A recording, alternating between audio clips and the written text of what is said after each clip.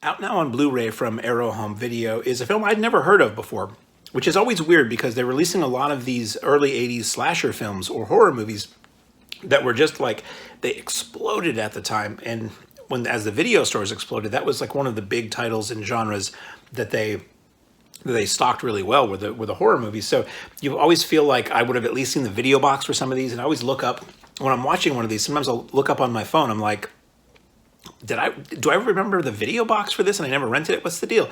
So Deadly Games from 1982, I believe was shot in 1980. There's a 1980 copyright in this, and it has people you'd recognize in it. So it's one of those while I'm watching, I'm like, why have I never heard of this movie?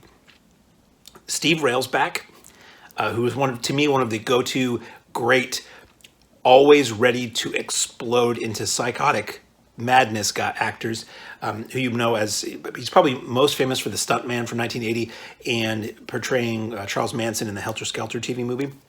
Also in Life Force, he played Ed Gein later. He's been in a lot of stuff. He's great.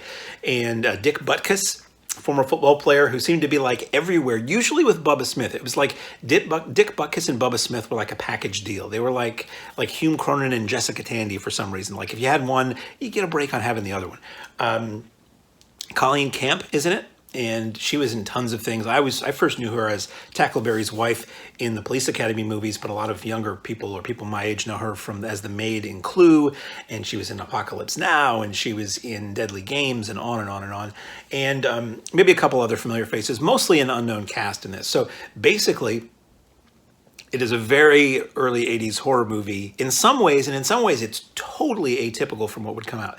So as far as what the story is, there's not a lot of story here. It's murders. Somebody's committing murders, and who's doing it, and will they be stopped before the next person dies? So the film opens with a topless female, like within like the first, it might even be before the credits are over. And as a shallow heterosexual male, to me, I'm always like, well, the movie's got two things going for it. But it's very typical of the 80s is that, and the nudity that you see, at least right up front of the movie, is completely unnecessary and completely makes zero sense. And they actually talk about that in the credits, where somebody who's a technical aspect of the film is on one of the supplements or the commentary says, it didn't make any sense to me why she was taking her clothes off in the moonlight, but Anyway, that opens, there's a murder, very Giallo-esque murder, black-gloved killer, POV kind of thing. And the rest of the film is the people in this small, like, California mountain community in the late 70s, early 80s, trying to figure out who's doing this, or the cop. There's a cop trying to, it's been a little while since I've watched this. There's a young cop who's trying to figure out who's doing it before somebody else is a victim. Now, what is really interesting to me is that the film, it's mentioned in the commentary. There's a commentary by the Hysteria Continues, which is a podcast group who's done other commentaries that I started to listen to, didn't care for. I actually thought this one was really good. There are people who may not have seen this film before or had a history with this film, but they do a lot of very good research, and they talk about slashes of the day, and they basically do a critical analysis of the film as it's playing. I found it very insightful, actually. They point out, and I noticed while they're playing it, this is a very female-focused movie. Now, you have your He-Man cop who's looking for the killer, and you have Steve Railsback as this weird kind of deranged guy who works in a beautiful old single screen movie palace, and you get shots of the projection booth and him doing projection duties, and where I'm associated with, that's pretty cool.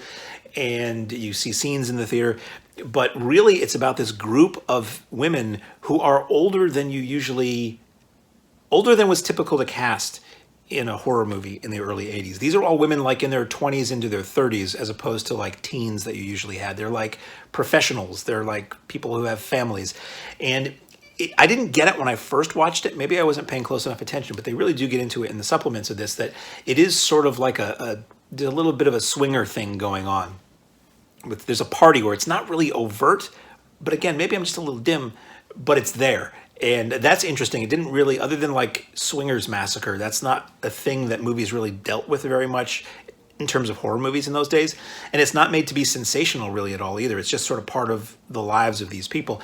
So I think, it's an odd one. The killings are interesting. The mystery is so-so. Railsback is dependably ready to explode at any moment. And it keeps you guessing as to who the killer is.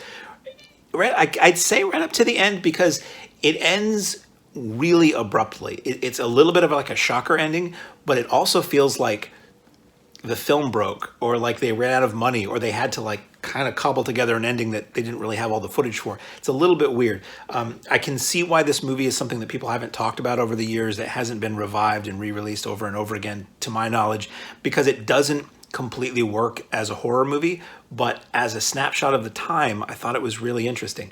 Now, I've talked in other reviews about over the years about how if a film is set in an era that I have a little nostalgia for, a lot I will allow to slide because I'm just looking at the clothes and the hair and the cars and the appliances and the signage and things like that. This movie has a lot of that going on. Again, released in '82, shot at least 2 years before that, and I think under a different title too. They say what the title was, and it's interesting. You know, it's not one that I would strongly recommend to anybody unless you're a fan of Steve Railsback or projection booths in movies, or that vibe in that era, or seeing Dick Butkus in a dramatic role. Other than that, it's kind of, or Colleen Camp. Colleen Camp is always, you know, a nice addition to any movie. She's not in it a whole lot. It's this interesting thing. It's like, why have we never heard of this with these people who are in it, and the genre that, you know, even things that weren't that great usually could get a bit of attention in that era. And I always say, if there's a movie with people you've heard in it, if there's a movie with actors you've heard of in it, but strangely you've never heard of the movie, there's usually a reason why. And that reason is usually because the movie's not that great. So I would say this movie's okay. So I'm going to, again, I don't have it all in my head because it's a little while since I watched it. I'll tell you what the extras are in this.